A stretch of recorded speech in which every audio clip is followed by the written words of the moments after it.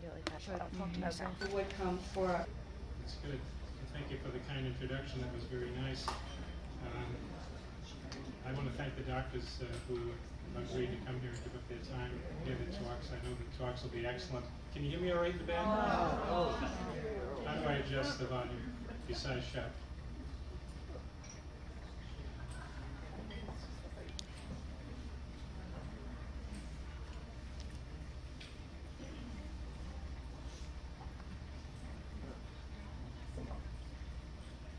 I can lean over. Can you hear me now? Is it better? yes. Okay, I'll try to remember to speak into the mic. I'll see if I can work this thing. This is a first. I thought I'd first go over sort of the game plan, give you an overview of what we're going to try to accomplish this afternoon with the various talks. So the first part of this will be our speakers. We have 6 speakers. They've all picked a different subject.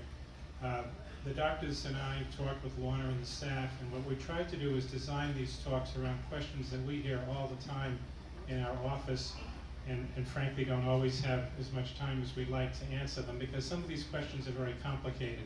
So the talks are basically designed to try to anticipate some of the questions you might have. That will take about an hour, with each of us speaking 10 minutes, and 6 of us, that'll be an hour. You'll be exhausted by then and ready for a little break, and then we'll split into the smaller groups that Lorna talked about. Let's see, I have to... Side. There we go. So, Lorna has already explained about the speakers. We've done these programs before, and one of the problems we had, frankly, was the topics were so interesting that people were full of questions and were interrupting. So what we're going to ask you to do is, if you think of a question as we go along, just write it down and wait till we come around to the tables to try to answer them. Our first speaker is Dr. Gupta on my right, and Gaurav we're just going to quickly go through what he's going to cover, bird's eye view. He's going to talk about drusen, those little yellow spots in the picture, and why they're important in patients with macular degeneration. He's also going to talk about external environmental factors, things that might influence your chance of getting the disease. He may touch a little bit about the importance of diet and exercise, if you didn't know about that already. And Dr. Laporcio is the next speaker, and he's feeling very ambitious. He decided to cover both genetics, or we asked him to cover both genetics and epidemiology in 10 minutes. So, but this is an important subject. People, when they have macular degeneration, and they find out that there's a genetic component, one of the first questions they ask us is, how is this going to affect my family, my children, and my grandchildren? So as I said, he's going to talk about genetics, and you're going to have to bear with him, because some of this is really basic science, and it's a little thick. But I'm sure Sal can handle it. So you'll have to hold on to your hat like he's holding on to his here. He's going to start right from the DNA that you all hear about on CSI and all those TV shows. The criminal always gets caught leaving a little DNA behind. But he'll go through this and try to put this in perspective for you. He's also going to talk about the media, which is an important subject. We all hear things from TV, radio, internet, and sometimes they're trying to inform you, and sometimes they're trying to sell you something. So Sal will address some of those issues. Dr. Bradley is known, I think, to almost everybody here, as she has got a very important subject with assistive technology, low vision aids, and Lorna just said how important they can be and how helpful they can be to people. Lean's been doing this very well for a long time. I think Lorna also alluded to the fact that when you look at these machines, there isn't one machine that's good for everybody, and so part of Helene's expertise is getting to know the patient, what their level of vision is, what their needs are, and then deciding on what kind of equipment would best suit them. So she, I'm afraid, is going to have to get into a little digital stuff. For those of you that are computer averse, a lot of the new equipment is obviously digital. Dr. Janigian, on my right, is going to be looking into the future for us, and he has picked the topic of telling you what's in the pipeline. What are the research people, the universities, and the drug companies looking at for treatments for macular degeneration? What's coming down the pipe? So he's going to, we're frequently asked about stem cells. There's a very exciting prospect that stem cells will eventually be able to replace damaged retinas. Retinal implants and transplants, this whole idea is just really getting started in a number of centers, and I think Rob will cover that sort of thing. And then if all of this isn't absolutely crystal clear by the time we finish, Dr. Laurie Snady-McCoy, who's apparently still seeing patients, but will be here shortly, is going to try to then summarize the various topics we've gone through. So hopefully you'll take home a good message. If you really pay attention, she may award you the MDE degree, and that's macular degeneration expert. And then, of course, we mentioned the question and answer period. So please hold your questions. Is this thing not advancing here? There we go. What I wanted to cover was just a few of the tools that your eye doctor uses to try to diagnose your condition. One of the facts I think you all know, most people here are concerned about macular degeneration, but there are other problems that affect people. So not everybody who's getting older is having trouble with their vision because of macular degeneration. And your doctor has to go through a few steps to make sure we've got the right diagnosis before we start recommending treatments, many of which are invasive and involve some risk. So you all know about the eye chart. Seems simple, but distance vision, near vision, often checking color vision, very simple tests, very helpful. The Amsler grid, probably half of you in the room own an Amsler grid, and the idea is to look for changing shape or missing spots, as demonstrated here on the slide. Some people come into the office with a complaint that telephone poles look wavy, picket fences don't look right, Venetian blinds, any straight line looks distorted. Not always, but can be a symptom of macular degeneration. Now, a big favorite of ours, excuse me, is color fundus photography. This machine is showing you allows us to take a photograph of the inside back wall of your eye. So you're going to see the other doctors, I'm sure, will present fundus photographs. So the fundus is just a word for the inside back wall of the eye.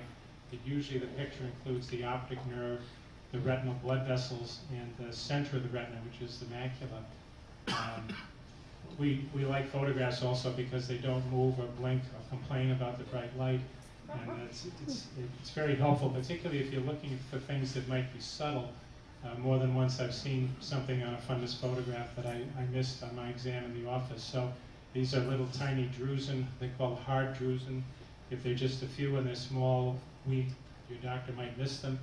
Soft drusen can sort of blend into the background. These are a different type of yellow spot that Dr. Gupta will talk about. Fluorescein angiography. This is a test we do in conjunction often with color photography if we suspect a problem with circulation. The color photograph helps us to look at the fluorescein and interpret it correctly. I put these pictures side by side. There's a fluorescein dye test, which is the black and white photograph, and just above it is the, thank you. Make a mistake.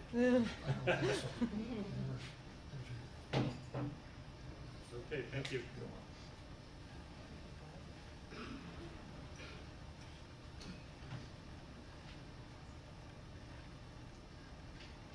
So your doctor may ask you, in fact, to have both tests. You may wonder why you need both, but that is the reason. So people sometimes react when you tell them that you're going to inject them with orange-colored dye. They don't always understand why you need to do the test. This was a movie, but my problem getting the wrong format here. But basically what it shows is that the injection of the dye goes in a vein in your arm. It does not go in your eye. That's a common misconception.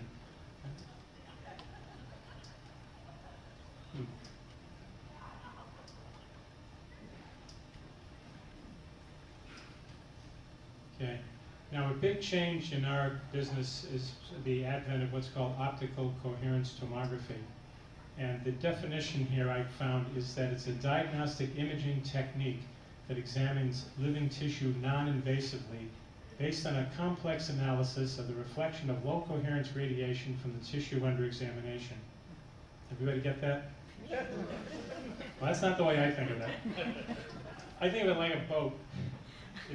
This OCT test is very similar to sonar, which you're more familiar with probably. All the fishermen out there will know about sonar and fish finders.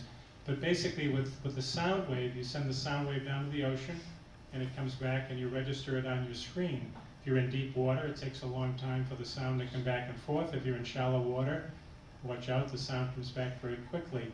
It also can detect things in between you and the floor of the ocean, like fish. If you're a fisherman, it's nice to know where they are.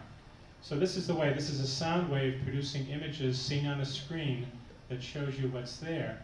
And I took this poor patient in the upper right corner of the photograph and put her upside down so you could get the comparison between the sonar on a boat.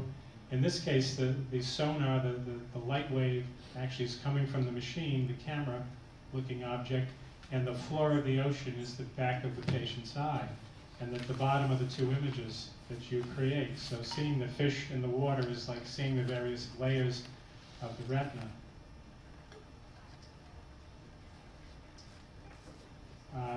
Again, kind of a complex picture showing that this is not, now the OCT is not a sound wave, it's a light wave, and there's a very good reason why I won't explain the physics to you. I haven't got a clue how the physics works, so I wouldn't begin. I don't have that kind of background. But the idea is the same, and that is that you're sending a wave into a tissue and it hits things. Instead of hitting fish and rocks and shells, it's hitting cells, and it's hitting rods and cones and the structures inside of our eyes, and that sends a signal back so we get a picture, which is what you see there at the bottom. This works. And the various layers of the retina, the various layers of the back wall of the eye are evident here. One of them you'll see in a lot of these photographs is this little dip in the center, which is the fovea, and that's the very center of the macula that tells us, it's a good landmark to tell us where we are when we interpret these pictures. So this is a normal looking OCT scan of the back of someone's healthy eye. And just here are some of the other problems people might come to us. This is a patient who's had cataract surgery and says, my vision's blurry. And we do the various tests that I mentioned. We take a color photograph, we inject them with dye, we do an OCT. And when you put all these things together, what you see here is this patient's retina is very badly swollen. These little spaces that look like Swiss cheese is all fluid. And the rods and cones, the part of the retina that collects light and turns it into electricity, is waterlogged. It's got a puddle of water underneath it. On the dye test, you can see the dye leaking out of the fluid leaking out of the blood vessels. So this patient does not have macular degeneration. They have a different problem. This is a patient also who says straight lines are wavy, Venetian blinds are wavy, and I put down two different images. The upper one is they have a film on the surface of the retina causing a little bit of wrinkling, but their vision's really pretty good. We call that a cellophane macula. And then the slide down here shows a much thicker membrane that's contracting severely and has badly distorted the retina. Probably would go along more with the picture of the fundus photograph on your right, showing this white tissue growing on top of the retina and squeezing. So again, somebody with blurry vision, but not with macula. Another patient comes in and says when she looks at patients, the other friends' faces, they look scrunched together. And in fact, this is a good example for me of how hard it is to make this diagnosis when you look at a fundus photograph or a fluorescein dye test, but pretty easy when you look at the OCT. There's clearly a hole that goes right through the retina, and this is called the pigment layer. That's the layer of cells right under the retina. But clearly this would interfere with your vision. Another patient that has an impending macular hole, a vitreous, the inside of our eyes is full of gel. The gel is supposed to pull away as we age, but in some people the gel sticks to the retina, doesn't let go, and as it shrinks it pulls and tugs on the retina and distorts the vision. This would often be treated with surgery. This is a patient with a dry form of macular degeneration, and the color fundus photograph shows a circular area that looks different than the rest of the picture, and that's because some of the tissue in here is simply missing.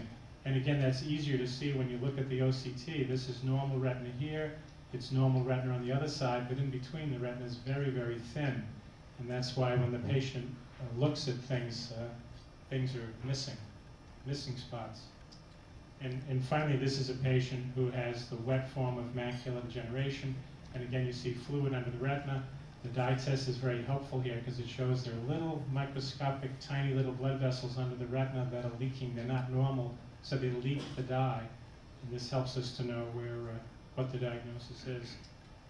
Now, if you take nothing else away from this meeting and you want to impress your friends tomorrow, you can tell them all about this slide. You're going to learn here about how new blood vessels form in the back of the eye, the way we understand it. The whole process is called angiogenesis. But the buzzword you want to remember is this one, cytokines. Tell your friends you learned all about cytokines on macular degeneration. But these are proteins. They're created inside one cell, and they're like an email or a message that goes to an adjoining cell and gives instructions about what to do. And in this case, the instruction is to form new blood vessels. So what we would like to do in the case of wet macula is stop that process. We don't want the cytokine messenger to go to blood vessels and have new abnormal blood vessels develop. So the problem then is, how do we stop the growth and fluid leak from these abnormal blood vessels under the retina? And the answer right now for most of us is what's called intravitreal, or in the eye injections of drugs. The first reaction to this is, you're not going to stick a needle in my eye. But once people learn more about the procedure, and particularly the fact that we are usually most often able to numb the eyes so it's not a painful procedure, they're more inclined to go along. There are risks involved, and I think Lori will get into that a little later.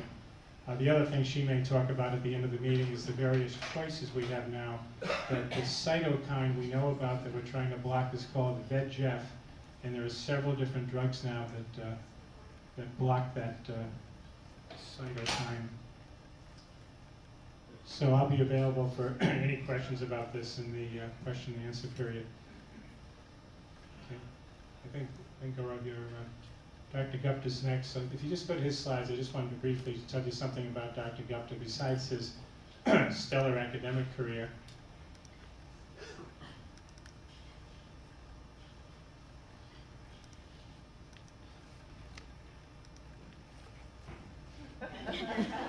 Gaurav was just learning tennis, but I think he's really doing pretty well. This is a pretty good shot of him. He also likes to play squash. Now living in Rhode Island, he's also getting into sailing and kayaking, so a very active young man. Here he is in a half marathon. I thought he looked tired. He said he was just serious. Falling asleep? You look very serious. So I'll yield the stage to Gaurav, and he'll tell you about his subject.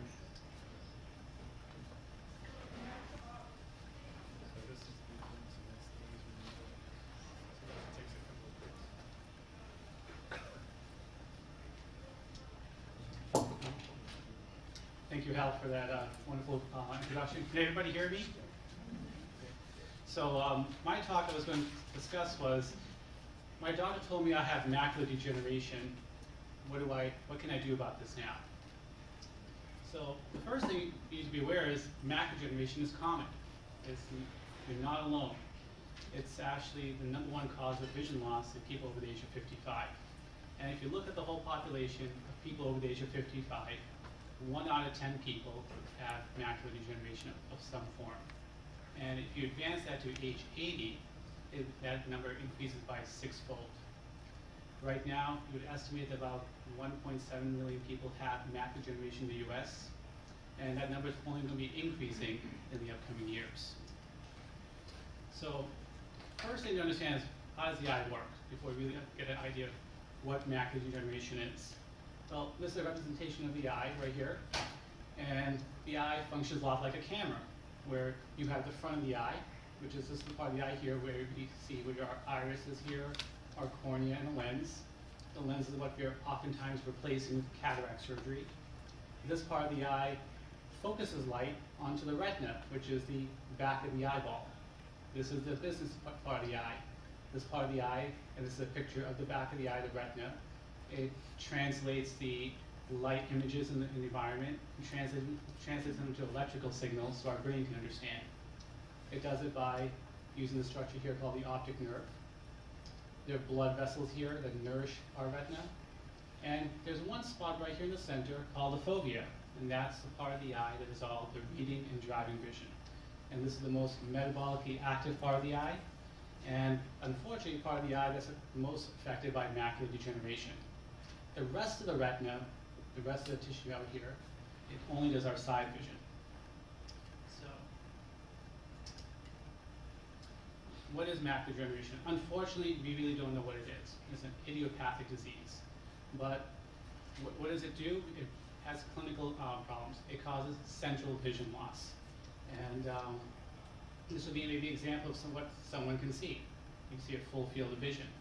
A person with macular degeneration, unfortunately, will lose their central vision.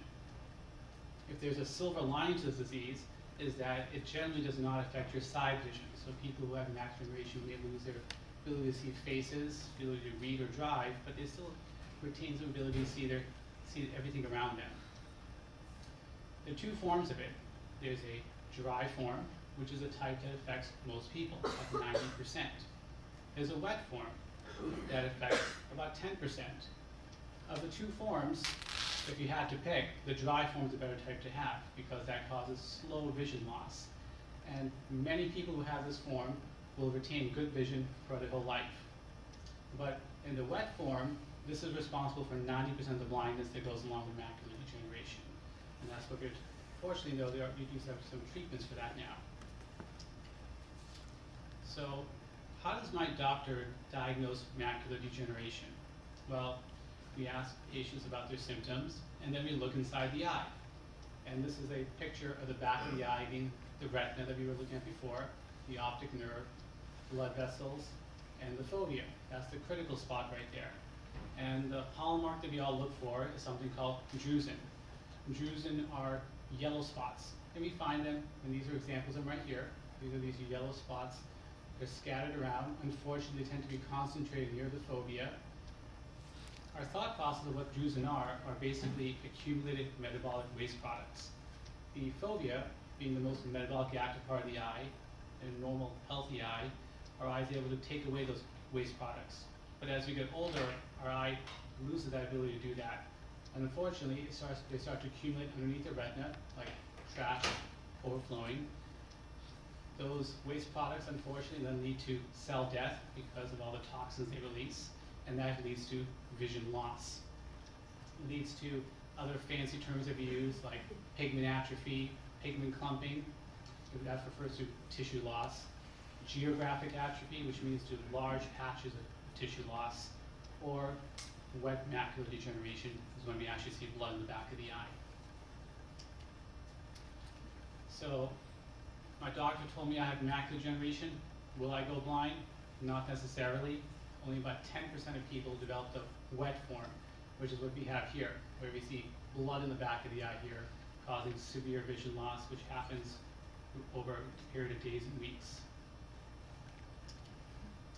So, what can we do to help try to prevent vision loss? Well, we have to divide this into two different categories. We can look into things we can't change and things we potentially can change. Well, there's some non-modifiable risk factors, things we can't change no matter what we can do. The biggest risk factor, unfortunately, is age. As we get older, people become more susceptible to macular degeneration. As far as I know, we can't stop that yet.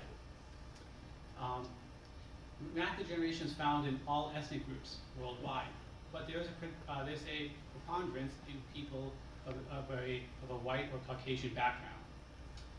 Women have a slightly increased risk of macular degeneration, and family history. People who have a first-degree family relative may have a slightly increased risk of macular degeneration. So we can't change that, but there are certain things we can change, potentially change. This is the American lifestyle right here. Well, the whole idea of macular degeneration, not positive macular degeneration, is that those waste products, those drusen, make waste products, free radical formation, and that leads to the cell death and atrophy. So things that increase the number of free radicals to the back of our eye or reduce our body's ability to scavenge or remove those free radicals can cause macular degeneration to progress. So the best thing you could do, one of the biggest risk factors for progression is smoking. Smoking increases the number of free radicals in our body overall. So that's been clearly linked to worsening both dry and wet macular degeneration. Other things like high blood pressure and high cholesterol can lead to worsening macular degeneration. Obesity, sedentary lifestyle, all these things reduce our body's ability to care for the macula. Overall, I would say a healthy diet, good heart health equals good eye health. So, what about the multivitamins? So this is what people are always talking about. What are they? Who should be taking them? Well, the reason we recommend multivitamins is based on a study that was done in the 1990s called the Age-Related Eye Disease Study. And the abbreviation for that is AREDS, A-R-E-D-S. And this was a very well-designed study. It followed about 3,500 patients and looked at them for about 10 years. On average, they followed the patients for about 6.3 years. And they looked at using very high doses of multivitamins or vitamins they thought that act as antioxidants, things like vitamin A, C, E, zinc, and copper. And they found by giving the special formulation that was found in the ARED study that patients who took this had a risk reduction in vision loss, which I'll talk about in one moment. Now, currently, is another study being done called the AREDS 2 study. And that started in 2006, and it's ongoing now.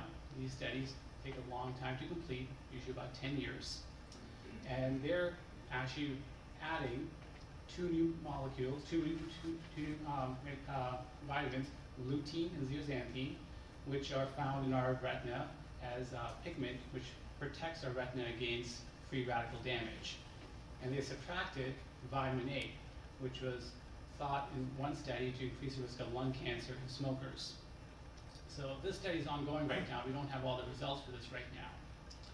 But what is the benefit for these? Well, the reason we recommend the AREDS is that in people who can benefit, they had a 25% risk reduction of vision loss. And overall, it reduced, they had 25% risk reduction of progression of the macular degeneration to advanced macular degeneration, and overall it reduced the risk of vision loss by 19%. But they're not helpful for everyone. In the study, they found that patients who had no macular degeneration or only the earliest signs of macular degeneration didn't benefit from the multivitamin. But if the doctor defined the macular degeneration as moderate, severe, or if one of the eyes had wet macular degeneration, these medications or the multivitamins were found to be beneficial. So this helps answer the question, should my son be on it? Should my daughter be on it? Why shouldn't everyone be taking it? Well, it wasn't found to be beneficial for people who have no disease, only for people who have moderate or severe problems. What is the benefit to society? If everybody was taking the AREDS, it could be estimated that 300,000 people could be prevented from having advanced macular degeneration over 5 years. Unfortunately, these multivitamins won't stop everyone from developing advanced macular degeneration. It just reduces their risk. What's the best one? Well, they're all basically the same. A lot of it is marketing. And Dr. Laporte will talk about some of this. But what are some of the differences in the brands? Well, one, some are given the AREDS 1 with the traditional formulation versus the AREDS 2, which is the newer formulation with the lutein and zeaxanthin and no vitamin A. So patients who are smokers, they should take the AREDS 2, the one with the lutein and no vitamin A.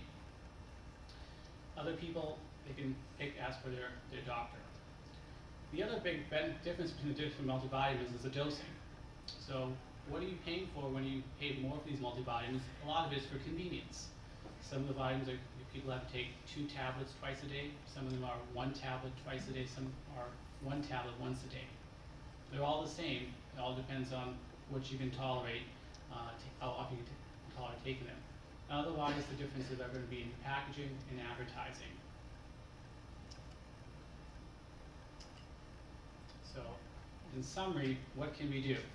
Well, the best thing you can do, if you can't stop aging, is to stop smoking.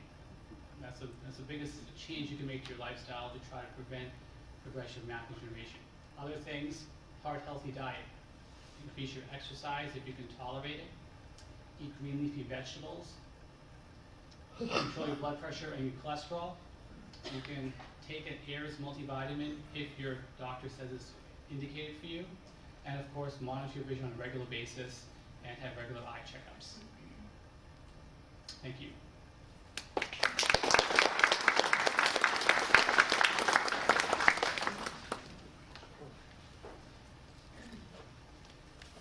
Who's next?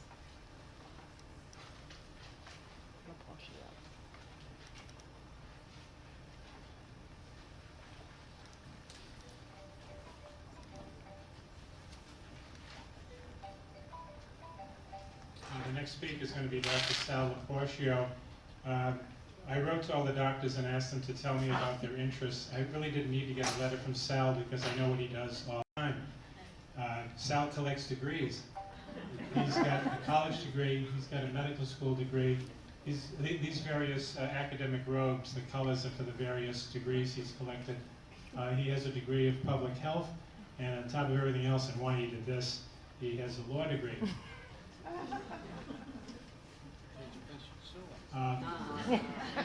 We have a couple of marathon runners here. You'll hear about them later. And Sal and I talked this over, and the only part of this we like is running to the refrigerator.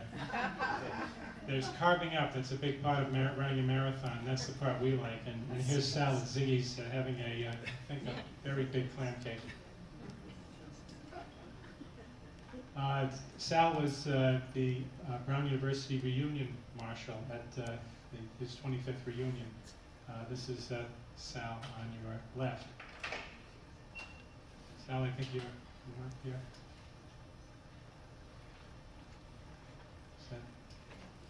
There we go, Sal.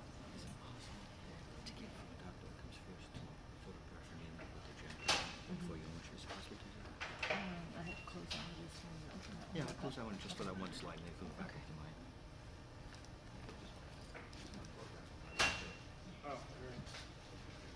Just bear with me a second. There was one photograph I wanted to talk about Dr. Wickham had for me. There we go. There we go. All right. So, first of all, I think red makes me look fat. So dark, okay? The second thing, I thought the tie was nice. I like the color, so I got something a little floral. But in terms of the watches and the jewelry, I said no. You can get Baston or Lucentis, or you can get the Ilea.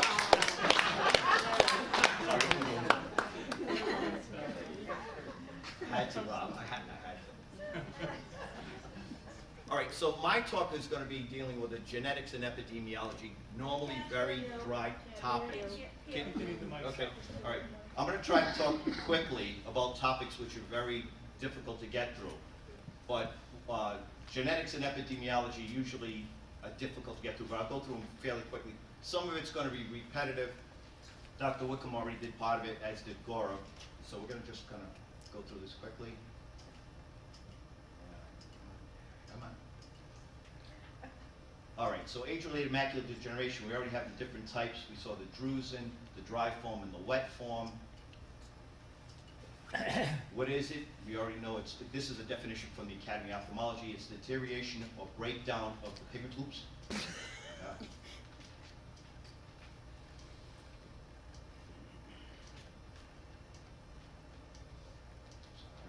That's all right. You want me to click back automatically? No, okay. So again, it's the small area in the back of the eye, sensitive to light, and it's the part that's responsible for the central vision, as we already showed. That we see that spot in the center. The side vision's intact, but the center is lost.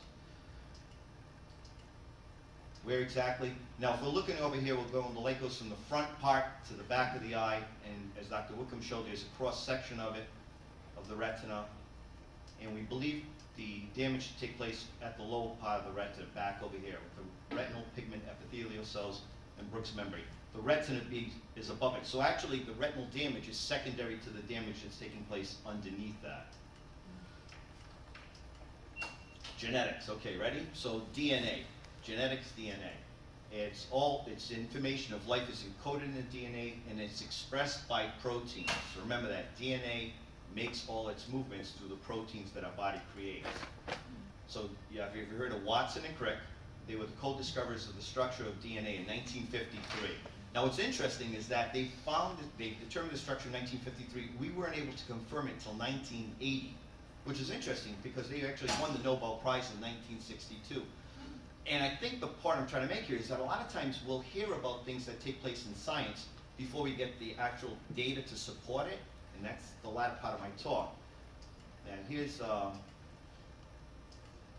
before, and this is the two gentlemen, come on now, there they are. So we've got Watson and Crick here. This is their structure of the DNA molecule in 1953. This is actually present in the British Museum of Natural History. When I looked at it, it's interesting because you actually see that they cut out these pieces of metal and constructed this. And I said, wow, it looked like it was done down either in the garage or the basement. And that's before, and here's years later after the age-related changes we see. So this is the same gentleman over here. Watson's still alive at age 84. Crick passed away at age 88. Crick, oops, sorry. Crick being this gentleman right over here, and Watson on this side over here. Okay, so the genetic basics. Now we have to realize to get to the DNA, we got to get smaller and smaller and smaller and smaller. So the human body is made up of trillions of cells, and with a few exceptions, each cell contains a nucleus. Dr. Whitcomb's slide showed that. And with a few exceptions, each nucleus contains a complete set of chromosomes, and the chromosomes are made of DNA. So you go from the human body to the cells, to the nucleus, to the chromosomes, to the DNA. All right, we're almost there. From the DNA, we get to you and me. So, you know, the human body's over here, the different organs, the different tissues, the different cells, and inside the cells, the nucleus, the DNA, and that makes the proteins. Remember that link up. It's basically the DNA codes for the proteins. I just shot someone with a laser. All right, so we go from the human cell, which contains 23 pairs of chromosomes, and we have a double-stranded, tightly coiled helix of DNA. Get a picture of this. Okay, so again, the cell, the nucleus, the chromosomes here, the chromosomes make the DNA. What's impressive about the DNA is how much of it we have in our bodies. Every person here has made up of thousands of cells. If you take the DNA in one cell and stretch it out, it's 2 meters long. Every person in the room has enough DNA to go back and forth to the moon twice. Every person, twice, which I think is pretty remarkable. Get smaller and smaller. Now the chromosome contains thousands of genes, and we hear about gene therapy a lot with macular degeneration gene therapy. And these little genes make up traits. And what the point I want to try to get to is that these traits are usually caused by abnormal genes. So everybody's DNA usually functions to make certain proteins. When there's a genetic defect, you get the gene defect, and that makes abnormal proteins. And we believe that's where most of the problems lie. And stay awake for me. Come on, we're almost there. So again, now here we are with the DNA and what we call the short arm and the long arm. And the gene locus, that these areas that code for different problems, like thalassemia might be this area over here, or another defect over here for macular degeneration right here. So these different parts of the chromosomes code for different parts. What's remarkable is that our DNA, we only have, we thought initially 100,000 genes, we only really have 30,000 genes that code for us. And what's really interesting, if we take the genes from our body and put part of the genes into other animals, we actually get the development of the organs of the other animals. They've taken research where they've taken a gene for development of a mouse eye, and they put it into a larva for a fly, and it develops a fly's eye in that area over there. So in other words, the message that we have for all human beings, for the DNA, which everything has, is have pretty much the same equipment in it. All right, so what do we know so far from genetic studies? Well, we've looked at some genetic studies from DNA and gene environmental data, and also from twin studies from World War II registries. In other words, if you have a twin, what do we find from these patients over here? Does one, if one gets macular degeneration, does the other one get macular degeneration? And we also have familial aggregation studies. In other words, we get families that have a disease and say, geez, if my aunt has it, am I going to get it? And then we have different studies of phenotypic heterogeneity families with AMD. Dr. Seddon up at Mass Sinai gave a talk recently on this, on these specific topics over here. And what have we found from this? Well, from the twin study, we learned that there's a substantial genetic component to macular degeneration. we estimate between half to 3/4 is basically the determination from what your DNA makes to what you are. The environmental part that Dr. Gupta spoke to about is probably going to count for the other remaining portion, between 20 to 40% of it. So in other words, the DNA is going to make you predisposed, the environment moves you over the top for it. Okay, what DNA factors? It's not so much a bad gene, but rather variation of normal genes and their local chromosomes. And the most ones that we look at most commonly are the 1q and the 10q. And what does that mean? All right, again, pictures of the chromosomes. The P is a short arm and Q is the long arm. So we're talking about the long arms over here. And these, again, just examples of DNA and where the problems are located. All right, genes associated with. Now, watch.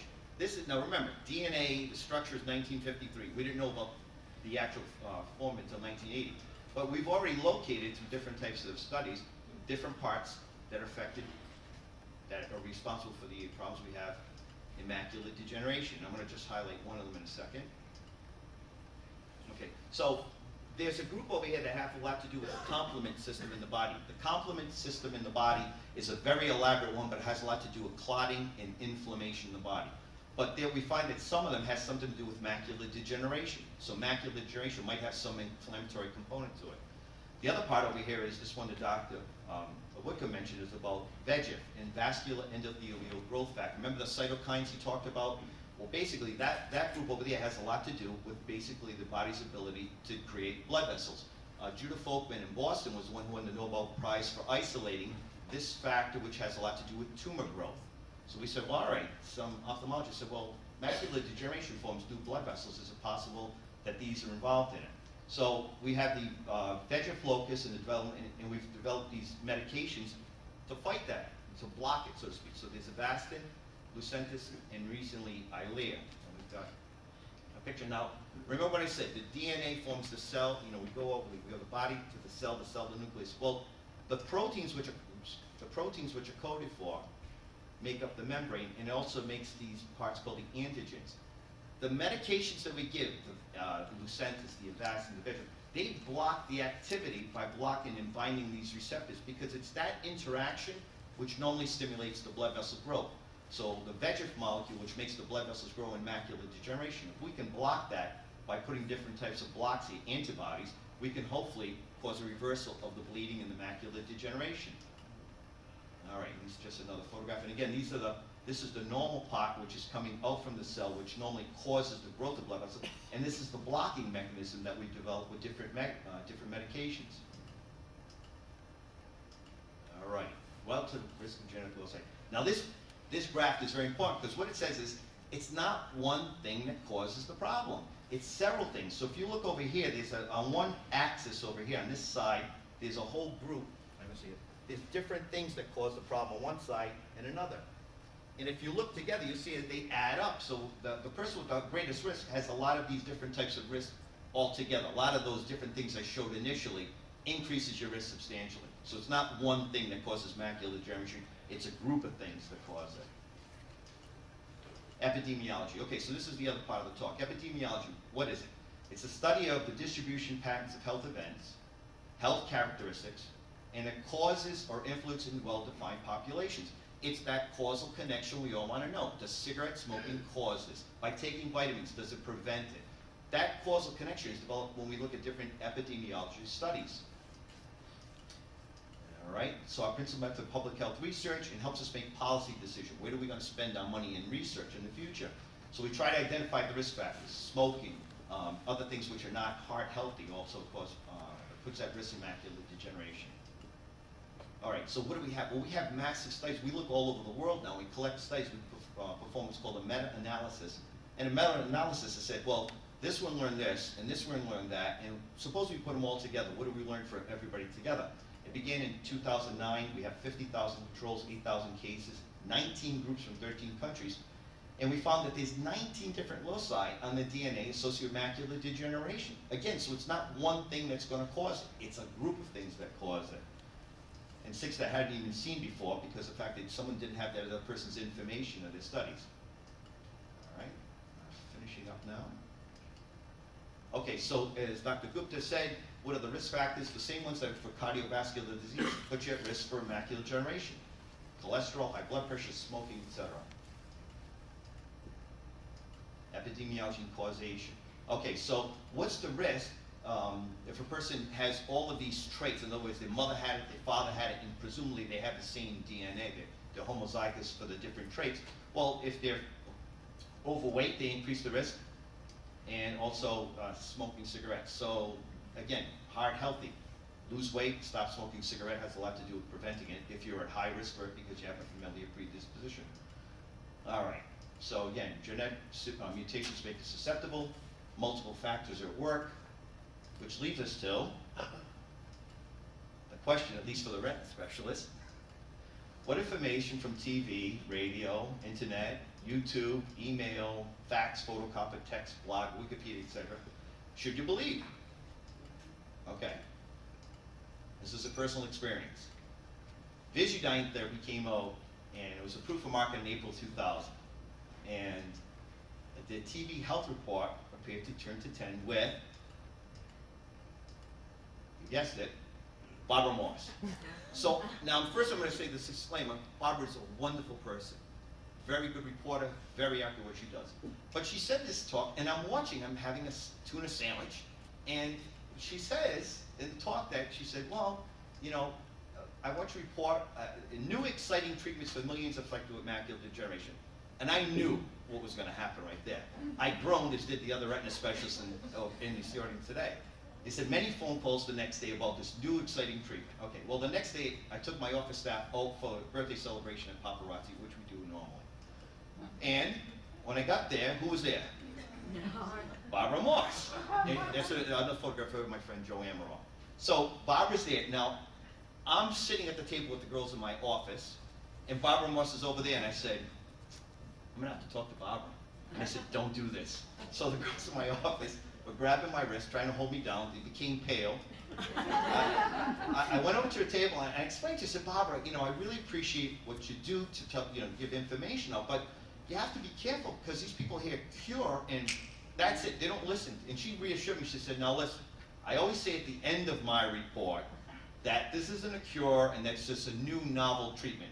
And I guess that's the takeaway message for a lot of this, is that when you hear about something new, whether it's on the internet, or television, or read it, always read the last paragraph, or the last phrase, because then you're going to find out what they're saying. They'll have a disclaimer saying, well, right, hold on now.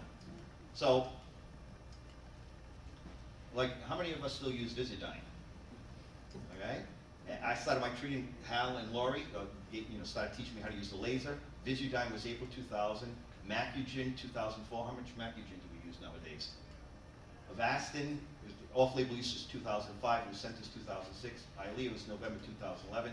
And there's going to be more to follow. And Dr. Janicki is going to be talking about some of the newer treatments. So expect these to come. Expect to hear more and more things happen, but not a cure. That's going to be something you'll hear us singing in the streets if there's a cure. We'll try to tell you it's going to be better. So remember always, no matter how you get your information, we'll be happy to discuss this with you. But remember, if it sounds too good to be true, it probably is too good to be true. Thank you. Now, I'm going to show you, age-related changes aren't always bad. This is before, and this is after. Those are my kids. So thank you.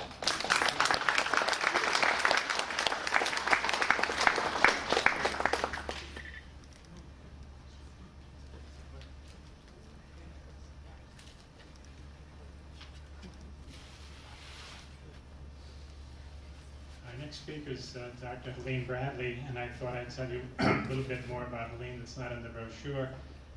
Helene is a lieutenant colonel in the Rhode Island National Guard, and as such, she gets to travel.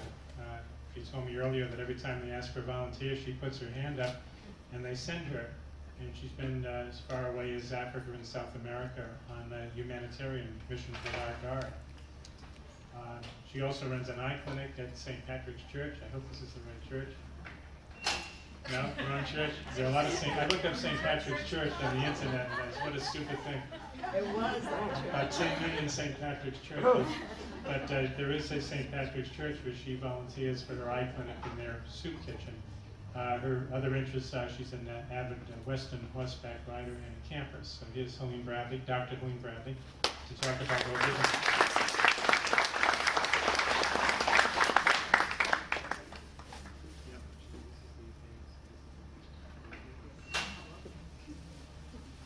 This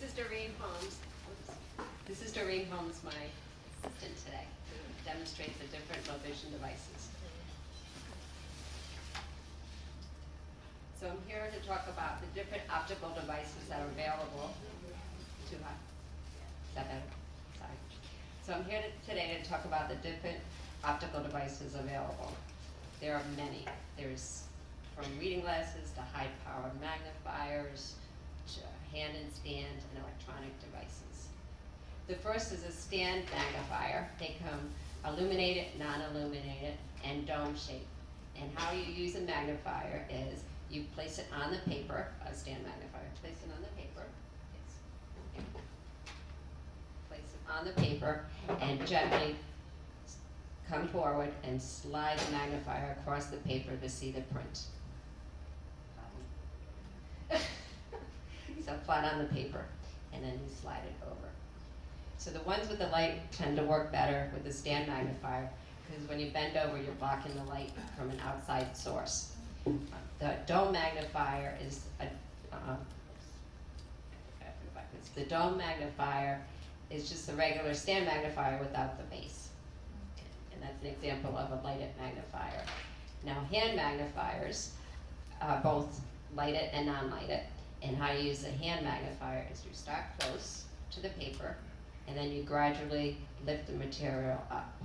And you move the magnifier across the paper to see the print. Now, everybody wants a big magnifier to see, a whole page. Unfortunately, the worse your vision is, the stronger the magnifier you will need, and the smaller the magnifier would have to be because of power. So that means you would just read one letter at a time, not a whole world. So it's very tedious.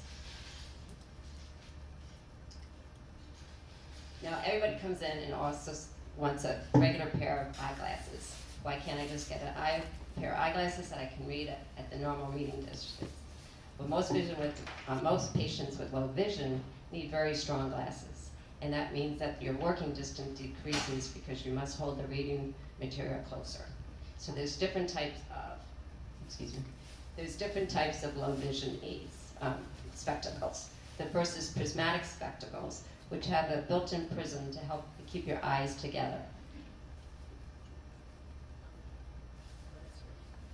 And then the next is a high-powered pair of glasses, or bubble glasses, and you have to hold things right up to your eye to see. And they also have peak microscopic glasses, which have the lens built into the glasses, and you hold it right up to your eye and slide the material back and forth. So again, the problem is you're not used to reading like this, so it's very difficult, but it does free up your hands. So distance aids, there are basically binoculars. You can use your own binoculars, like people use to watch birds or whatever, for any distance activity. It just makes distance images larger. So you can have a half of a binocular, it's called a monocular, and that's good for spotting anything distance, like a bus coming towards you to make sure you're getting on the right bus. They also have full field telescopic systems. So it's like two binoculars in a pair of glasses. So if you put them on and you just focus on like a normal binocular would use, you can use them to watch TV, sporting events, theater. Now, bioptic systems are used for driving. They're set higher in the lens, and you would tilt your head down to use the distance bioptic. They also make an Ocutech, which is more of an auto-focused telescope. And in Rhode Island, you are, under certain conditions, allowed to use these to drive. I included sun filters in my discussion on distance because it's amazing how much just taking away the glare can improve your quality of vision, even indoors as well as outdoors. Night vision scopes really work better with retinitis pigmentosa patients who have trouble navigating at night. I actually got it for someone that I camp with who has retinitis pigmentosa, so she could just walk around the woods more comfortably. So the most important thing is to use patience when you use any of these devices, and practice, and practice, and practice. Almost think of when you take home the aids that we loan you as doing homeworks. Try a little bit at a time. Okay? And also training, and work with either a vocational rehab or visual rehab teacher or therapist. So what's new in low vision? There's a lot of things new in low vision. Now the handheld magnifying glasses, Rhode Island State Services for the Blind and Visually Impaired Independent Living Program have been using these quite a bit. They actually hook up to your own television. It's basically like a computer mouse, and you use it to scan across the material to see. And some examples are the Max Digital Color Magnifier or the Mono Mouse RN Black and White Electronic Magnifier. Very easy to use. Now the traditional closed-circuit televisions, they have them at most public libraries and senior centers. You've probably seen them. And it's a monitor, and then it has a tray underneath that you can lock to right under, which is an advantage over a regular magnifier. And you can change the contrast, increase the magnification, and brightness levels on these aids. And the magnification is from 2x to 60x, so they're quite versatile. You can also block out whatever you want to read so you don't lose your place. Now, portable video magnifiers is fairly new, less than 10 years. They're just compact closed-circuit TVs that are very portable. So you can take them shopping, school, pretty much any place. And they have the advantage where you can use them for distance too. So if you're at a grocery store and you wanted to see what's on a shelf, you can look to see what it is that you're looking at. And also they don't have to plug in, you can have batteries that recharge. And the average life is between 3.5 to 4 hours. Here's an example of a pocket magnifier. And the GW MicroSense View Duro is the newest one. And it has 2 cameras, so one you can focus for writing and the other one for up close and distance. And this is another example, quick look. And desktop video magnifiers are great for people who are still working, as well as at home, or students. It's basically a video camera that you can focus far away. So if you're looking at the board, and it projects onto a screen, and then you can move the camera and it projects up close. So Vision Technology View is an example, Enhanced Vision Acrobat, Onyx Desktop. Now laptop compatible video magnifiers are also a wonderful device. They hook up, the same idea, a portable camera that hooks up to your laptop. You do need special software and a computer to use these laptops. So Clarity PC Mate, OptiLite ClearNote are examples, as well as the Onyx PC Edition. The flipper is another type of specialty magnifier that has a rotating camera. So say if you were in a setting like this and you just wanted to look around the room, you would use this camera and it would project on something like a laptop. The Head One Low Vision System, they used to have something called the Geordie, which was very cumbersome and had a big head unit. Now, this company is new to me, and they're coming out with this device that you actually wear a pair of glasses, and it has a battery pack, and you can actually focus for wherever you want to read, and it also automatically focuses to whatever distance you're looking at. For people where low vision aids just aren't going to work, they do make scanner or reading devices where it's either a handheld scanner where you would run across what you want to read and it reads to you, the scanner does, in a computerized voice. And also you can get a flatbed scanner and it will do the same thing, so you could read a book or a page. For your laptop, there's some screens software. There's ZoomText, the Dolphin, and the Magic software magnification system. They actually put it right in your own computer and enlarges your print on your computer, and also has a voice-over activation system. Your cell phone. Most people have cell phones nowadays. I know the iOS systems is a lot of cell phones. I have it in my Apple iPhone. It has a voice-over recognition system, and it has, you're able to zoom in, and it's right on your phone. It's not even an app. You can also get apps for like the Zoom readers.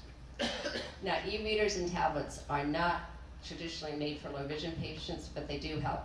So a tablet tends to work better than the smaller readers because the screen's bigger, and you can also change the contrast. And you can download magazines, some of the newspapers, some local newspapers even I heard can be put on your like iPad or Android pad. So the most important thing again is to be patient.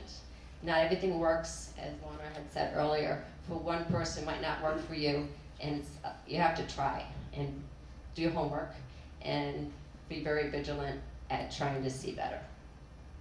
And unfortunately, a lot of the electronic magnifiers are very expensive. So thank you.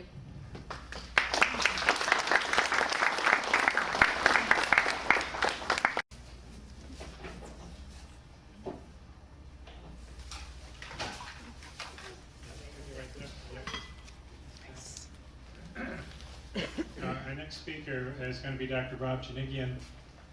Again, I emailed all the doctors and asked them about their interests outside of medicine, and I was curious as to what Rob felt was his greatest accomplishment getting through medical school. He's, as I mentioned, a marathon runner, and his answer was that his best accomplishment was being the proud father of 4 boys, with a little help from his lovely wife, Marianne. This is a picture of Rob. That's Rob in the middle with the 2 giants on either side. Those are his twins, Matt and Nicholas. It's amazing he's standing. This was the recent Boston Marathon. I don't know if you heard about it at all, but the temperature that day was, what, 85? And the Boston Marathon, the organizers actually offered to let people not run the race and still qualify to do it next year because they thought no one in their right mind would go out there in that kind of heat to run that distance. But some did. So you're going to meet one who did. Rob?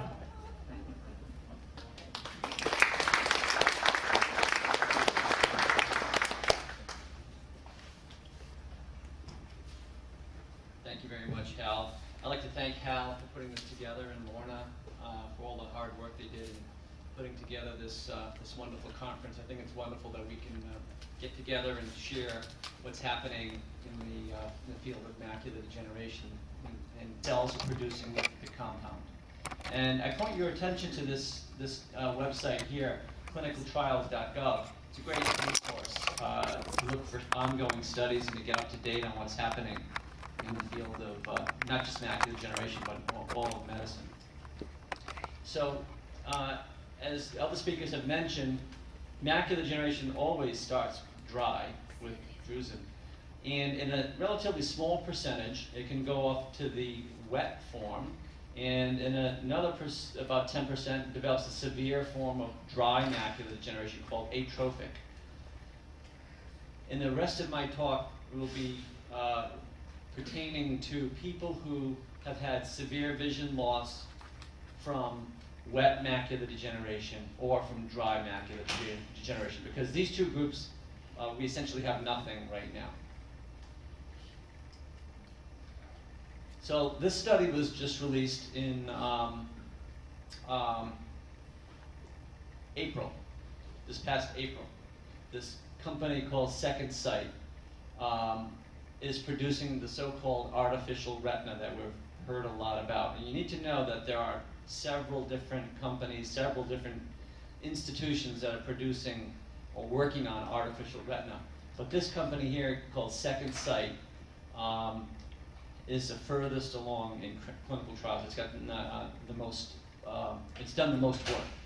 And you also need to know that this is a massive, massive undertaking. There are at least 14 institutions that are involved in producing the device I'm going to show you here. So this study came out in April. They reported on 30 patients that had this device implanted in 2009. And you need to know that a device like this can only work when the inner retinal cells are functioning. So the diseases such as macular degeneration and retinitis pigmentosa affect the outer retina. In macular degeneration specifically, it's the retinal pigment epithelium. It's actually the layer underneath the retina that nourishes the photoreceptors. So it's a photoreceptor disease, but the rest of the retina is intact. So if you can utilize the rest of the retina to create an image, then devices like this might work. So this uses an artificial means to detect light. In other words, it's a video camera attached to a pair of glasses that the patient wears. And this light energy is then created into, or converted into an electrical signal. And that electrical signal is then transmitted along the nerves, the functioning nerves in the retina, which go down the optic nerve, which goes to the brain, and the brain creates the image.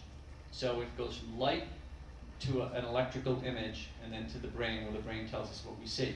The vision so far in these folks, these are relatively crude devices, is about equivalent to 20/12/60, which is about count fingers vision.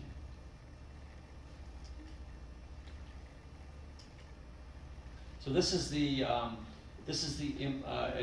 cartoon of the implant here, made by the company Second Sight.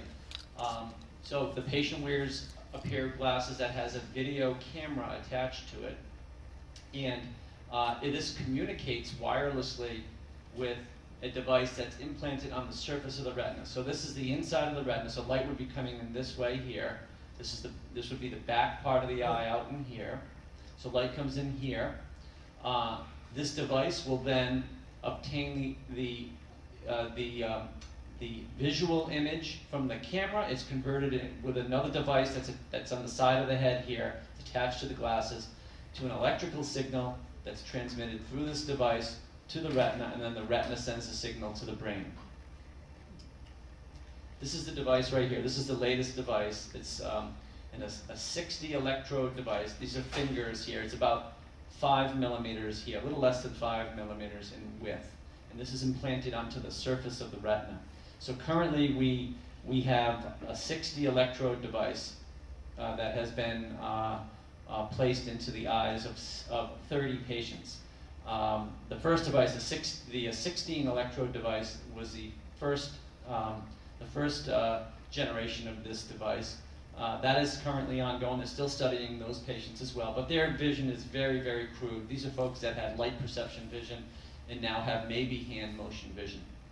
Now there's a 250 electrode array that's in development, and then the real change will occur when we get up to 1,000 electrodes. This is the actual device here. This is what's implanted into the eye. It's a big thing, and it's a major surgery. It's probably a 2.5-hour operation to get one of these devices in, and it's not without complications. Now another company, this company recently published this study. This is actually May, this month. They published this new device. It's actually made in Boston. It's a subretinal implant. The other one sits on top of the retina. So this is even more complicated to get into the eye. And this is a wireless device. It's much smaller components, much less hardware. We don't know much about this yet because there has not been any clinical results reported yet. So just to mention, or just to give you a little background on microprocessor power, because this is what we're talking about here. Resolution, or the ability to see a good image, will not happen until the computer power improves. As you know, with all our computers, they seem to get more powerful as the years go on, and it follows a law called Moore's Law, where the power of a computer chip doubles about every 2 years. So right now we're at the 60 electrode level, which gives us about count fingers vision. And real progress will occur as we go up the curve here. As we get up to 1,000 electrodes, we're going to be in the 20/80 range, which will be a massive change for many folks who have very poor vision now. And that's still a few years off, but clearly progress is being made. This is an example of what we call pixelated vision. A pixel is the smallest controllable element of a digital image. This is probably about what we see with what a person with a 16 electrode device has. This is close to the 60 to a 200 electrode device. And then this would probably be about what people with the 1,000 electrode device will be able to see. Okay, so let's change gears here a bit. Let's talk about dry AMD. There are several studies going on, and my job is not to overwhelm you with all these studies, but what I'm really trying to point out here is that a ton of research is going on in all forms of macular degeneration, but lately, especially in dry macular degeneration. This is a study that's being performed by Alcon Laboratories. Actually, this study was completed already, but we haven't seen the results yet. It's an eye drop, 2-year study looking at an eye drop to treat and prevent progression of dry macular degeneration. So we have not seen the results yet, but the study has been completed. That would be a pretty amazing thing to be able to treat patients with an eye drop. There are other studies ongoing. This company called Acucella has been granted fast track status by the FDA. They have a very promising medication. The goal of these medications, this drug ACU, it's only got a number right now, it doesn't even have a name yet, and this other drug called fenretinide is to basically prevent damage to the photoreceptor layer under the retina. So remember, the photoreceptors are what acquire light and convert the image to an electrical signal, and those are what become damaged in macular degeneration. There's another interesting study ongoing now by a local company called Neurotech. They're based in Lincoln, Rhode Island, and they've come up with this implant, which is basically packed with cells, and these cells release this compound called ciliary neurotrophic factor, and this is a growth factor that is capable of rescuing these dying photoreceptors and prevent them from degenerating further and causing more loss of vision. Other studies ongoing. Again, these are from different companies and different institutions. Another eye drop. We've heard a lot about this at different meetings. Althera Pharmaceuticals, they have this ongoing study looking at an antioxidant eye drop, which might be good for atrophic macular degeneration, but also wet macular degeneration.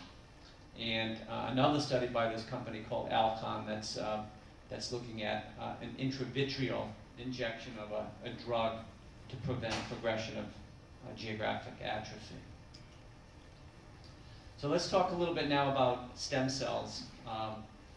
I hear a lot about this from patients, or questions asked from patients all the time about stem cells, what's happening with stem cells. Just a little background.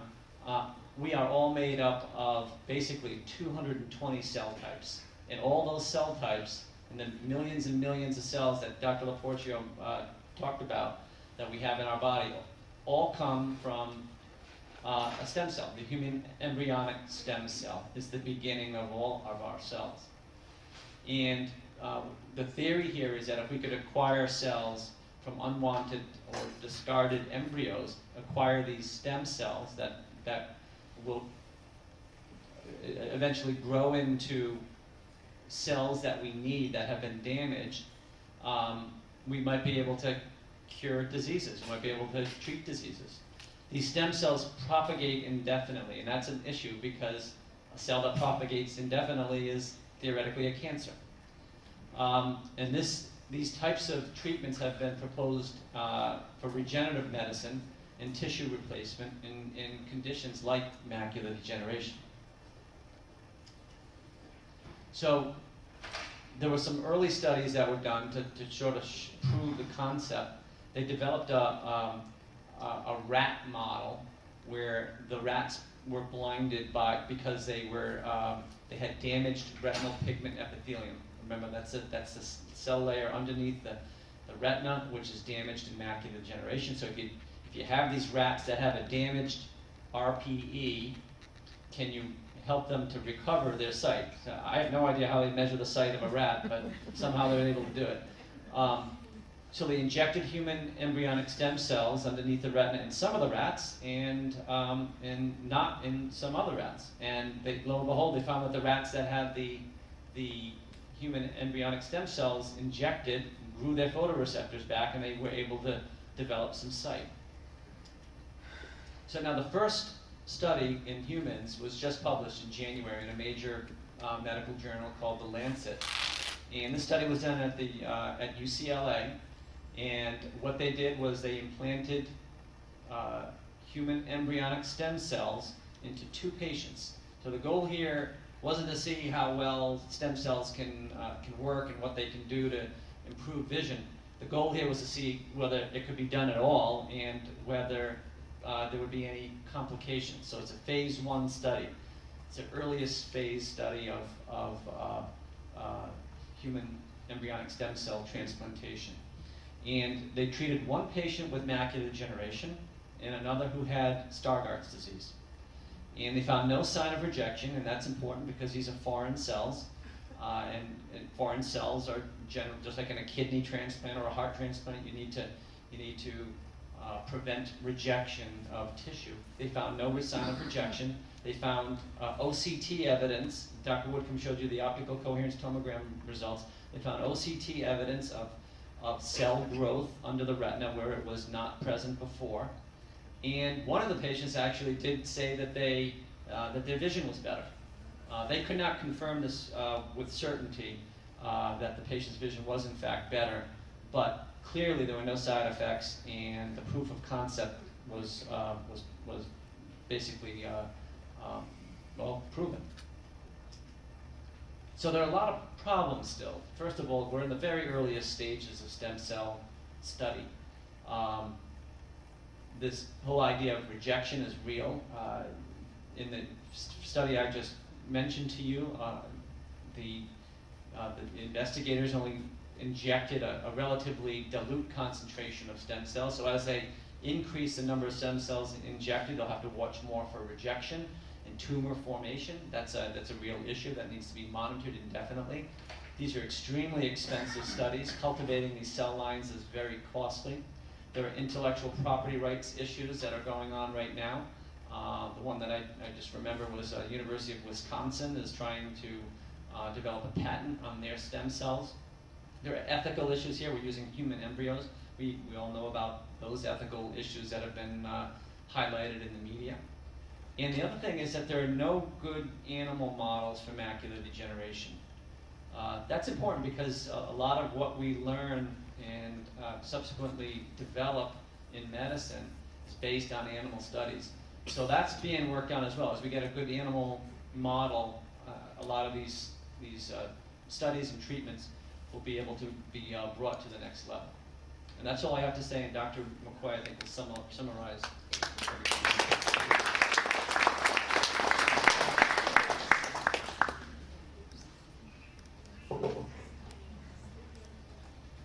You made it. You're almost to the end. Most of you are still awake, so this is good. Lori, she made it. She stopped seeing patients. She just finished a few minutes ago. She saw patients right up to the very last minute. I asked Lori about her interest, and it turned out she likes to travel, so here she is taking off again somewhere. This is a picture of Lori, both pictures, volunteering, I think with her daughter, in Haiti, and doing, I guess, being the only eye doctor there at the moment.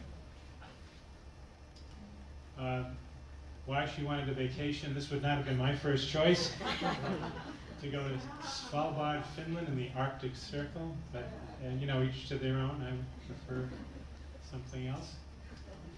This is a family photo. Again, they have interesting tastes in travel. This is in New Zealand, in a wormhole, which is, I'll let her explain that later, but it's inside the Fox Glacier. So I would say she gets around. So she's going to sum this all up for you. It'll all be very clear in just a minute. Laurie?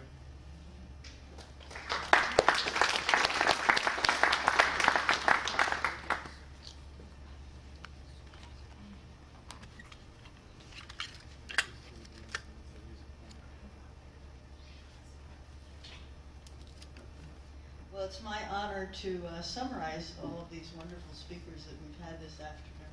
And again, I'd like to thank all of the people who worked very hard to put this together, Lauren and Hal. And thank you all for coming. As Rob said, it's a great opportunity for us to be able to connect with you and share the knowledge, and actually for you to raise questions that we may not have the answers to yet. So I'm going to try and summarize and augment a little bit.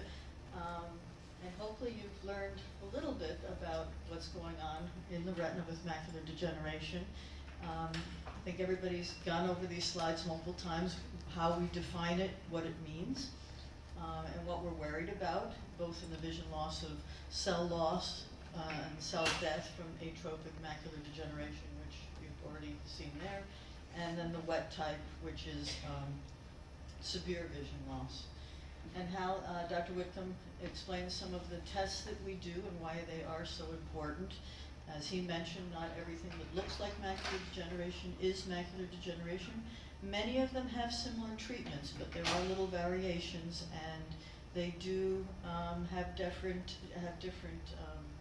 progressions because of that. And the most important thing, of course, is continued monitoring and care. 50% of people who have there's a 50% chance of developing macular degeneration in a fellow eye in a patient who has the wet type in their first eye, and that's over 5 years. So, what should we eat? Dr. Gupta went over that a little bit. Interesting things going on, and I think makes us go back to our roots and think about what we're eating and what we should be eating. Foods that are rich in antioxidants, the berries over here. Okay, omega-3 fatty acids, the bears knew what they were doing. Green vegetables have lutein, so green apples, grapes, of course spinach and broccoli. Bilberry, that's kind of how actually a lot of this all started. I remember my patients asking me, should I take bilberry? That came from the World War II pilot fighters in England who felt that when they had blueberry, their night vision was improved. Of course, that was never proven, but that made people thinking. Certain nuts, hazelnuts, and then the latest thing is with all the eco-environmental friendly farming that we're doing is seaweed, which is very high in antioxidants.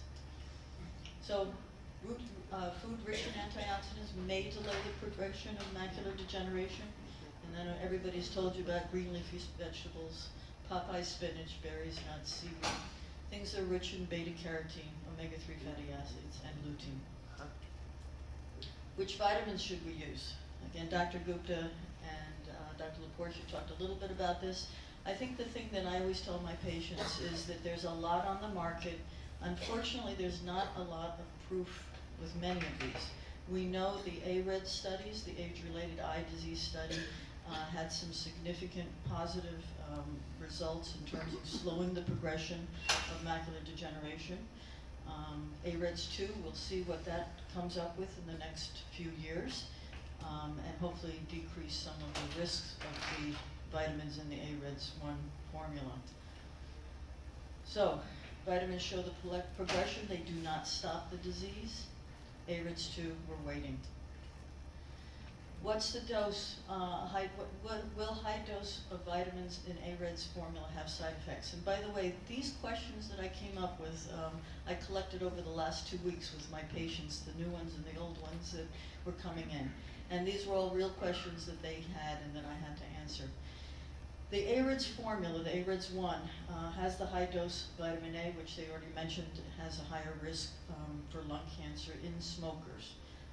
Vitamin A and E are stored in the liver, so there's potential liver toxicity. That's especially important with people with high cholesterol, very often a comorbid disease, and you want to be sure to mention it to your doctor so that they do check your liver function studies. Zinc can cause anemia if it is not taken with copper, which is why copper is in the formula. Vitamin E, cardiovascular issues may increase risk of hemorrhage. And also there's been some recent reports, as you know, with prostate cancer being more common in people taking vitamin E. Now, it's not typically the dose that's in the AREDS formula, which is only 500 international units. So, the AREDS 2, as was mentioned, took the vitamin A out and put the lutein and the zeaxanthine in. So the next question you always get is macular degeneration hereditary, and what's the risk for my children? And we know from Dr. Laporcio that the genetics of macular degeneration is incredibly complex. It used to be, when we were taught genetics in whatever, high school, junior high, whatever, it was simple Mendelian genetics: blue eyes, brown eyes. Inheritance was dominant or recessive. Now, you know, that's this up here.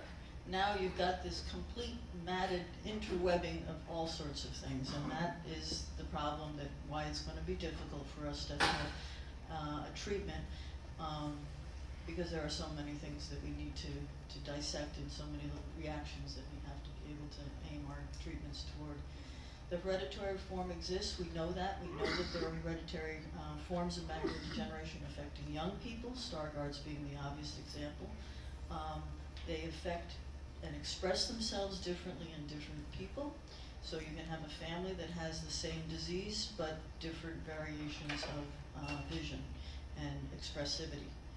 And obviously the disease expresses at different ages. And what I always tell patients, cardiovascular disease is a hereditary disease too. It's just that it doesn't express itself until they're older, the person's older. And then of course we know that there's whole environmental factors that may trigger the disease in susceptible people. People who have a genetic tendency towards something, that if put in the right situation, the right combination of things such as smoking, that it will trigger the disease, and then they have it worse than what they might have had they not been doing that risk factor. So we know the known risk factors, which has already been mentioned: smoking, diet, exercise, obesity, which is the body index, hypertension, hypercholesterol. And as I said, sounds familiar. How many times do you hear on the news every week about stopping smoking, changing your diet, exercise is better, for every single thing under the sun? Next question, will I go totally blind? As mentioned, macular degeneration is a disease of the central retina, so therefore you should have preservation of the peripheral vision. Can that get lost? Yes, but usually only with a very severe complicating factor. And that would be something like a massive hemorrhage that actually causes a hemorrhage into the cavity of the eye, or vitreous hemorrhage, and then the patient loses everything. But that is extremely rare. 90% of the severe vision loss occurs in the wet macular degeneration type. Only 10% of people have the wet type, so obviously 10%, 90% of that 10% have a high risk, and then 90% of people have the dry type, and of course less likely to have the severe vision loss. So by and large, you know, we have to worry about the people who have the unfortunate events of massive hemorrhage, but thankfully with our new treatments we can keep people fairly stable. So speaking of which, we've just heard about all of the new treatments. A lot of genetic studies going on, a lot of medicines that will either enhance our body's ability to produce things that will hopefully help against macular degeneration, so that the body produces anti-VEGF, the retinal implants. I don't know how many people were Star Trek fans, but the Star Trek, what was his name? Yeah, right, the guy who used to wear his glasses. And stem cell research, which is the most exciting. But it's going to take a long time for it to help us. And be aware that there are a lot of people that are entering the age group that are going to get into the macular degeneration age group. And so there are millions of dollars appropriated from the government for the research. And everybody is going to keep working on this. And I don't know if it will be within my lifetime, but hopefully certainly my children's lifetime, that will really have some profound improvements with so many of these treatments. So then we have the question of which treatment is best for me and why. And going back a bit to my early years of when macular degeneration was even more frustrating than it is now, we used to treat macular degeneration with thermal laser. That was in the 1970s, 1980s. It is still done, it certainly is still done in countries around the world that don't have the ability to have access to some of our new treatments. Then Visudyne came along, that was the cold laser. Macugen was the first anti-VEGF, or the first anti-angiogenesis factor type drug, and it was the first one that was given as an intraocular treatment. Lucentis was the first to show improvement in vision. So most of these treatments above, the first three, the lasers and the Macugen, was just for stability, which actually was a huge improvement. The natural history is dismal for macular degeneration without any treatment. Avastin came around. It's a sister drug to Lucentis, and basically there has been a study now that has shown that they are essentially similar in their benefits and their risks.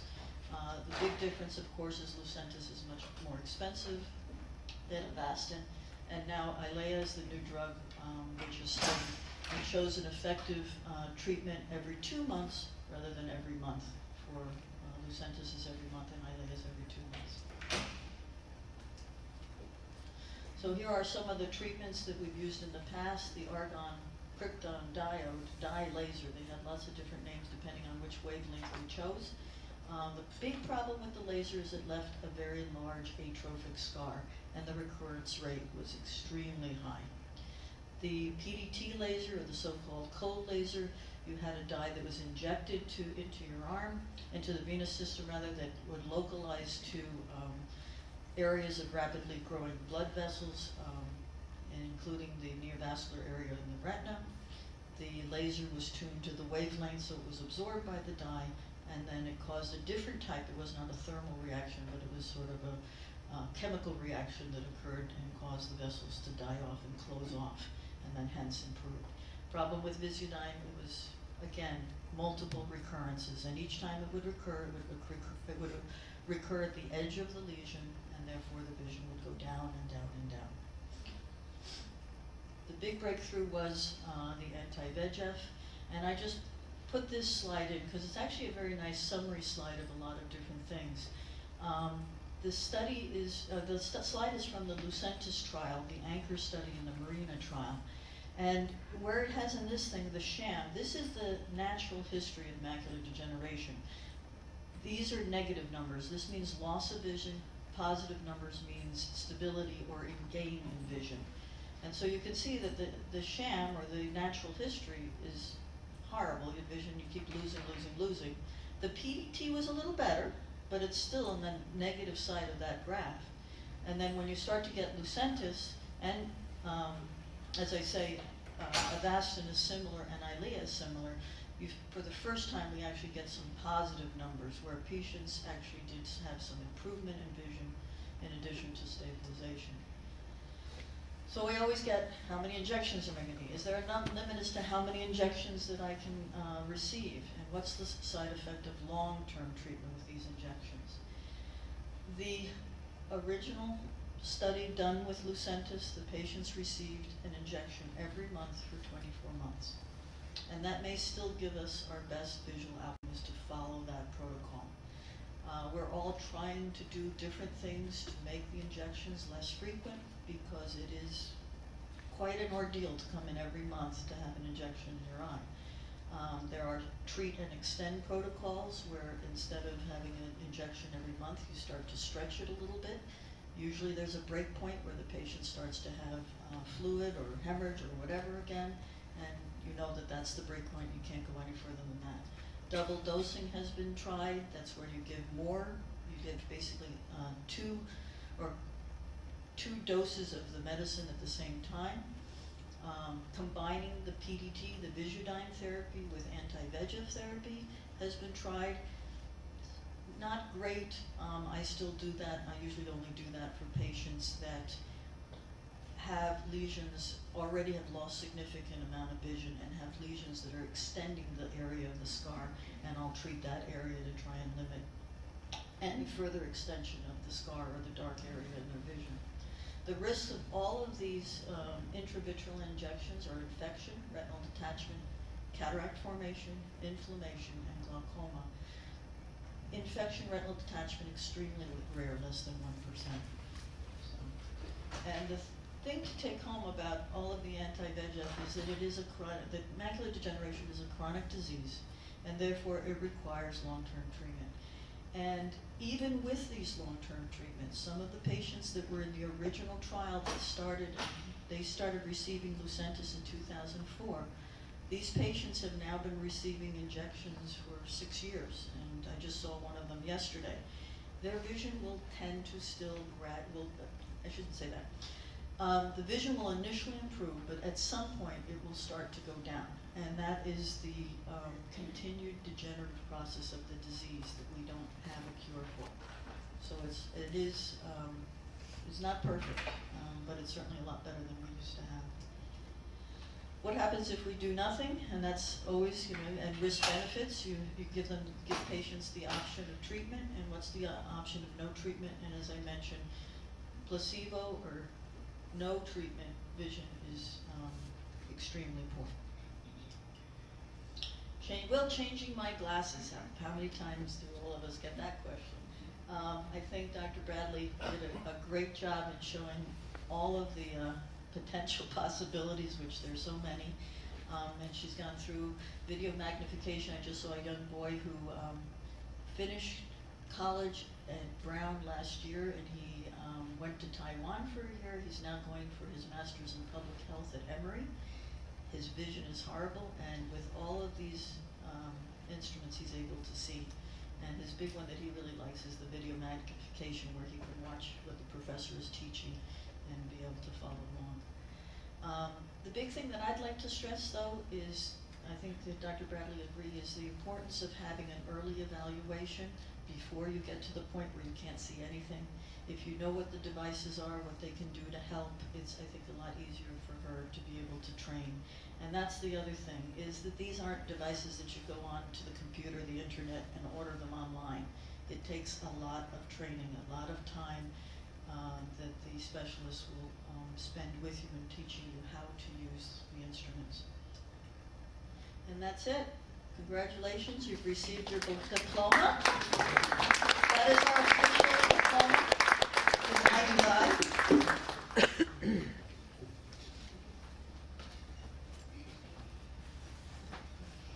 Thank you, Dr. Sadie McCoy. Okay, how are we rating? Have you learned a lot today? Applause. I wish to thank our distinguished panel. It was wonderful. You covered everything, and I really appreciate the information that you shared. Now, I'm going to have just 5 minutes, a little break to stand up and move around a little bit. We've been sitting a long time. If you wish, now is the time to fill out your yellow card if you have a question. And the doctor is, in just about 5 minutes, will go to the different areas of the room, kind of in the middle of the red area, blue area, and yellow area. If my staff will help us pick up the cards from everybody, they'll hand them to the docs, and they can look them over and answer as many as they can. So if you have a card, you have a question on your card, you may just want to hold it up.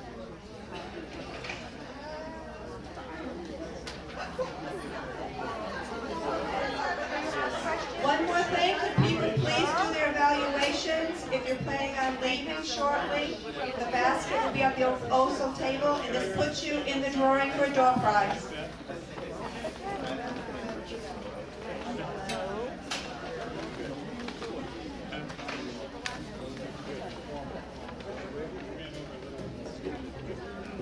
You get yellow. I got yellow also.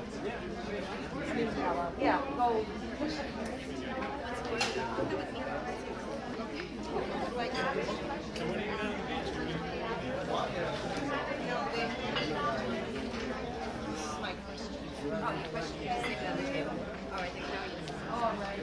Oh, you don't need it anymore? Hi, honey. I didn't know that. Yeah. Yes, I am.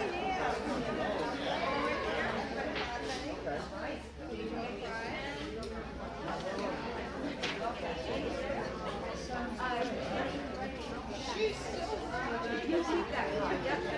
Look at that.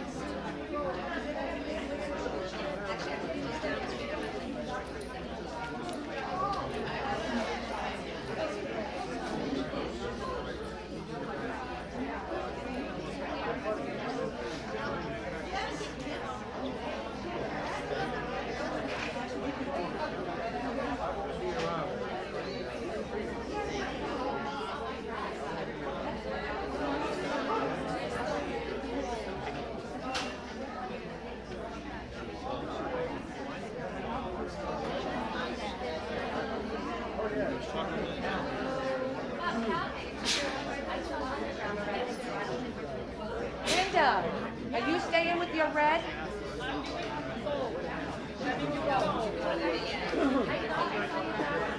No, I did not. And your gold,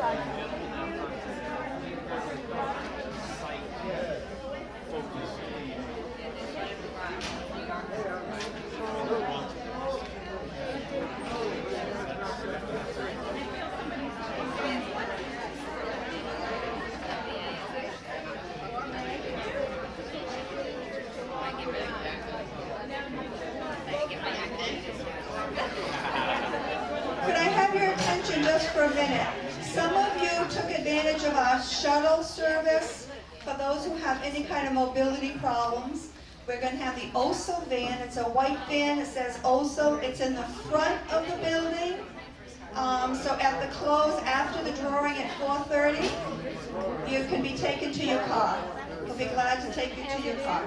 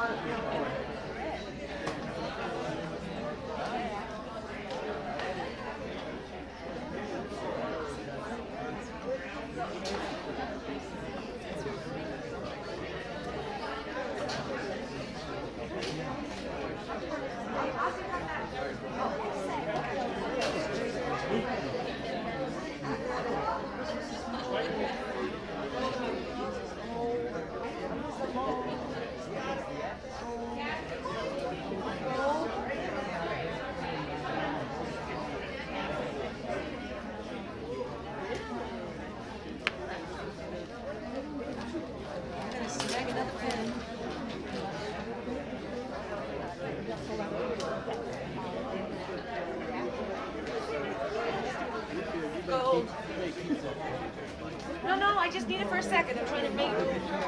Oh. Well, you know what? I will give you this one because I probably have a million. Is that right here? How about your surveys? All right, they might not all get answered. All right. Actually, go. Yeah, I get people that are still writing.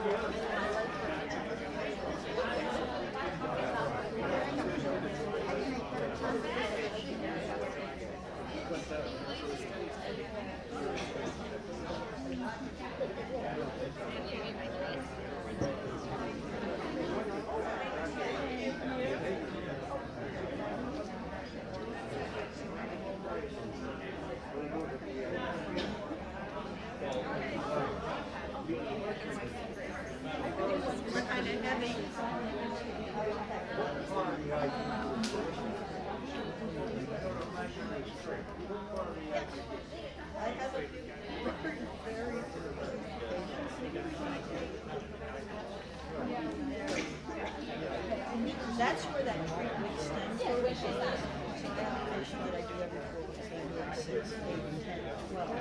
How many elements go to start switching? I do it every 3 months. And then you do it every 6 months.